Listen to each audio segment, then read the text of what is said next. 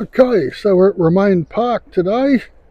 You can see over here, if we get down low enough, maybe, there's a lake behind us, man-made, and it's a bit of a wander around through the bush. Like, subscribe and comment. And as ever, we start off with the picnic area and the barbecues. Small kids playground, public toilet, and lots of dog walkers. So let's hit the road. Reasonably smooth paths suitable for wheelchairs. Fair amount of wildlife along the way, as you can hear from the birds in the background. We have some ducks and some more ducks somewhere, and another little duck there, and some out on the water. Water's a bit silted up at the moment. We've had a lot of rain and there's been a lot of runoff. We're used to humans. They leave the area as you approach, but they don't take off like scalded cats. And as you can see, there's been some rain. This old bottle brush by the look of it, maybe. Nah, don't know what it is. But it's collapsed into the lake. More of your ground covering daisies. Adding a little bit of colour along the walk. Frost this morning, but that's well past. I don't know if there was one down here, but certainly at home there was. Quite chilly. And it's turning into quite a warm, pleasant spring day. Forget-me-nots in amongst everything else along the side of the path. There's a little duck, not frightened of humans at all, happily cleaning themselves. And they might even let me walk by. And we do have suburbia right up to the edge of the park.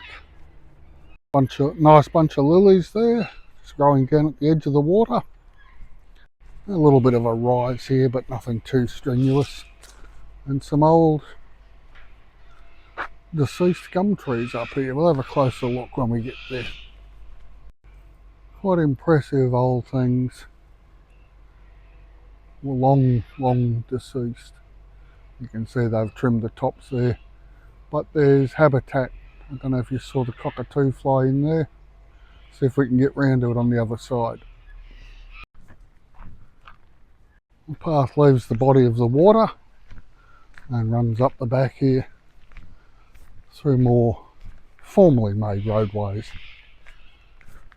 Exercise station for those that are interested. And lots of tree planting, as you can see there in the background. And we can do a bit of an undulating part here. Not unpleasant, but good for the legs. In fact, it's getting quite warm in the sun now. It's not even 9 o'clock yet. Council access road. So need to get in with their large machinery, which they sometimes need to. We head back into a little bit more of the bush. Little wattle flowers there. Up the crest. And the track continues on down the other side. Definitely snake country. I have the compression bandage with me. There's usually a lot more people about it this hour with their dogs. But either way, we have the phone and the compression bandage. Small exercise area in there for the kiddies. Definite sign of some sort of animal. Wallaby maybe, possibly a dog. Definitely not a drop bear. Down into the shaded part of the forest. Another look at the exercise gear for kids. We're coming to a fork in the road. Let's see what that's all about. Now that gets us back up onto the main road. Well, I won't be walking that way because I'd have to walk back. Oh, what the hell, let's do it. Across the bridge looking for trolls.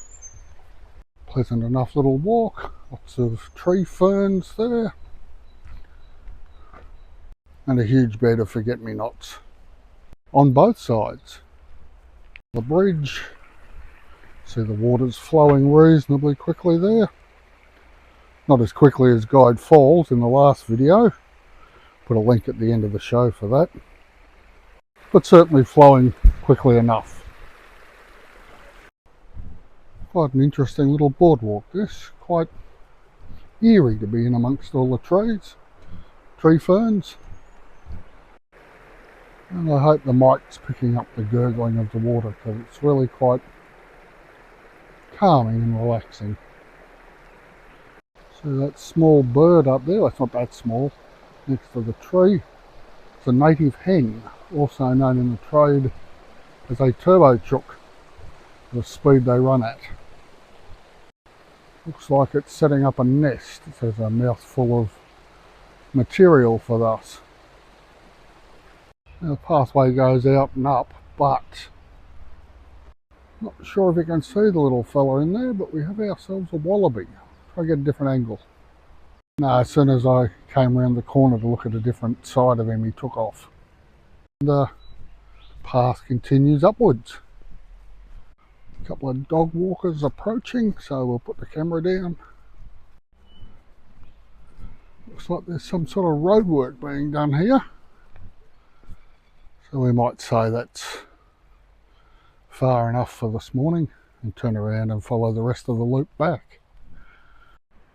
We have the creek down there. Let's see if we can get another look at this wallaby on the way back. And it certainly is starting to warm up. Nice sunlight on the dew over there. Quite a pleasant little vista. Looks like he's long scarpered. But the ever-present turbo chooks are still around.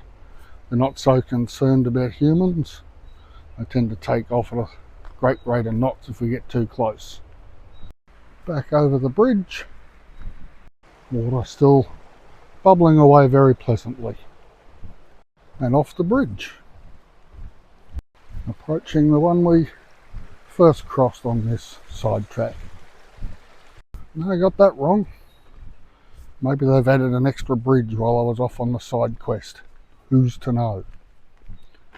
Here's the last bridge on the side quest.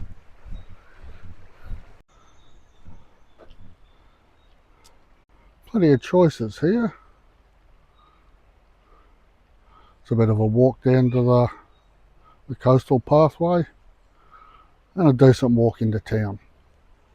A little bit of ecological education. And another bridge. You can see the chicken wire on the path for when it's frosty and slippery. Big trees come down without any hesitation at times. From the top of that stump by the look of it. Let's carry on along the track. Big clump of tree ferns in there. Must be reasonably damp down the bottom there. Apparently these were the dominant species across Gondwana land back in the day. As I say, you get some tall trees here.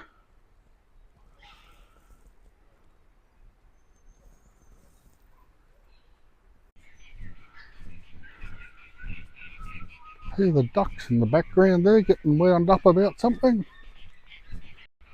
Little picnic shelter shed over there if you needed a break. Certainly drifting in and out of the shade and the light. If one was so inclined, it'd be layers off, layers on. But it's not that cold in the shade, nor that hot in the sun. But it is warm, I will give you that. Couple of swings with that picnic shelter I pointed out before. And there's a close-up of some of the tree plantings that are going on. There's a lot in there.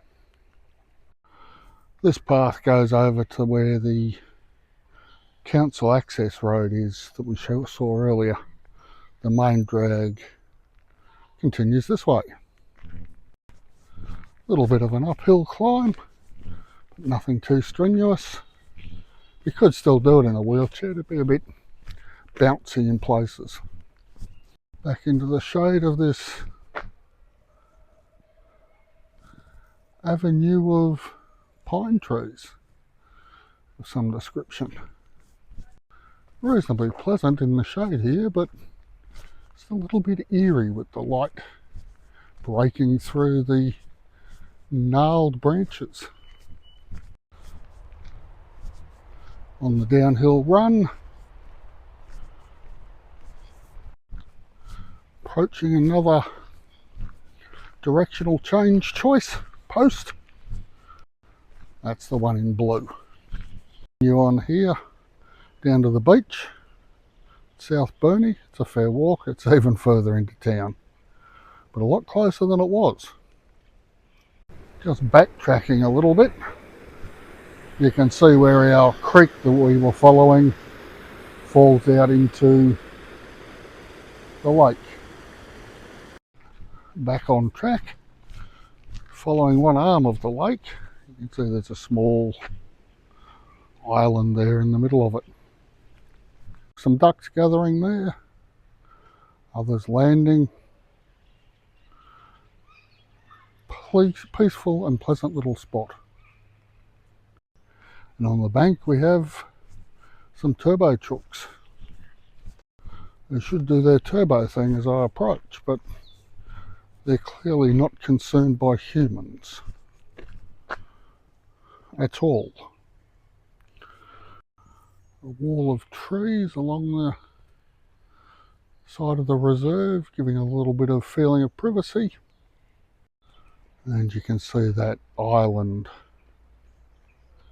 runs a fair way through the body of the lake. And you can see past the end of the island there, across the water, it's the car park and the picnic area that we're heading back to. This is one of the few bodies of water around this part of the world that doesn't claim to have platypus. So we haven't been looking. A little bit of a warning there for not feeding the ducks. They're actually quite capable of feeding themselves. Tiny little duckling there at the back. Can't get in any closer, don't want to frighten him. Nice viewing seats to just sit and absorb the pleasures of the ducks. Sort of sitting or perhaps even exercising device. Not really into that sort of stuff, so I can't be certain. Another blue way marker in the distance. We might try that from the other end next time, coming up from the beach. And that way it's a walk downhill back to the car. Indeed, that looks like quite a nice walk coming up from the beach. So we might make that our next one, but don't hold me to it. There you have an aerial view. And you can see where we are right at the bottom corner there. I'm not sure if you can hear the water gurgling away as it comes over the spillway, but we'll go and have a look from the dam wall. There's the lake side with the water leaving the lake. There's the see-through bridge with the water underneath. And there's the spillway on the other side. Might go around so we can get a side-on view. There you go, the power of water, eh? Always moving to its lowest level. Oh, a little bit steep coming up from there. And the pathway round to the car park and the barbecue area we saw at the beginning. Quite a grand old pine tree at the end of the walk. And back to the car park.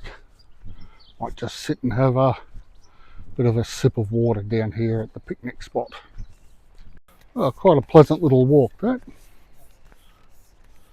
Little bit of bush, little bit of nature, runaway wallaby, plenty of turbo chooks, and lots of ducks. Would recommend it for just about anyone. If it's sort of walk that'll clear the mind and calm anyone down that's a little bit stressed.